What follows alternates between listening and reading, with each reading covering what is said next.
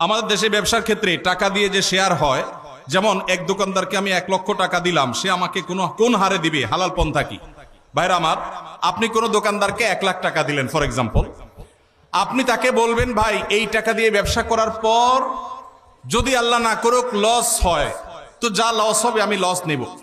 তোমার ব্যবসার পুঁজি আছে 10 লাখ টাকা, আমি সাথে 1 লাখ যোগ করলাম, তাহলে 11 লাখ হলো। 11 লাখে টোটাল ব্যবসাটা চলবে।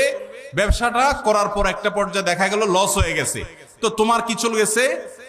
11 লাখ টাকা যদি আমাদের 11,000 টাকা লস হয়, তো আমার 1,000 যাবে, তোমারও 10,000 যাবে। আর যদি লাভ হয়, সেক্ষেত্রে লাভের পার্সেন্টেজটা ঠিক করতে হবে। কিরকম? যে এই 1 লাখ টাকা আমি কত পার্সেন্ট পাবো। তুমি ব্যবসা যেহেতু নিজে পরিচালনা করবা, অতএব তুমি 60%, আমি 40%, অথবা তুমি 50%, আমি 50%, যে কোনো হার ঠিক করে লাভ এবং লস উভয়টার ভিত্তিতে যদি আপনি দেন, সেটা জায়েজ আছে। আর যদি 1 লাখ টাকা দিয়ে বলেন ভাই আমার আসলটা ঠিক থাকবে, মাসে মাসে 2,000 করে দিবেন, তাহলে এর নাম সুদ। এর নাম কি? কুল্লু কারজিন জাররা নাফআন ফাহুয়া রিবা।